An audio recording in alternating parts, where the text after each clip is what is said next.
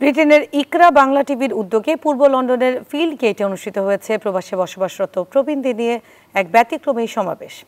ইকরা টিভিতে গত 10 বছর ধরে চলা অগ্রদূত অনুষ্ঠানে সাক্ষাৎকার প্রদানকারী বাংলাদেশি কমিউনিটির মুরব্বীদের সম্মানে এই অতিথি প্রীতি সমাবেশ অনুষ্ঠিত হয়। ইকরা টিভি গ্রুপের চেয়ারম্যান ইমাম কাশিম রাশিদ আহমেদের সভাপতিত্বে অনুষ্ঠিত সমাবেশে প্রধান অতিথি ছিলেন টাওয়ার হ্যামলেটস কাউন্সিলের নির্বাহী মেয়র লুৎফুর রহমান। বিশেষ অতিথি ছিলেন স্পিকার কাউন্সিলর সুলুক আহমদ, কাউন্সিলর আবু তালহা চৌধুরী, কাউন্সিলর কামরুল হাসান মুন্না এবং লন্ডন বাংলা প্রেস ক্লাবের সভাপতি মোহাম্মদ জুবাইর সহ অনেকে।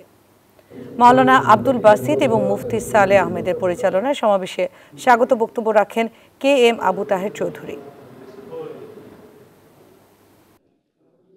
আমাদের মুরব্বীদের কাছ থেকে মাইগ্রেশনের ইতিহাস, তারা কিভাবে দেশে সংগ্রাম করলেন, কিভাবে তারা সেটল হলেন, তাদের অর্জন কি, অবদান কি, তারা কিভাবে সমাজে কন্টিনিউ রাখছেন এবং আগামী দিনে সমাজ কিভাবে চলবে তার দিক নির্দেশ আমরা নিয়েছি সাক্ষাৎকারে। এই যে এত লোকের প্রায় 200 লোকের ইন্টারভিউ নিয়েছে, এটা ইতিহাস একটা বড় একটা আর্কাইভ।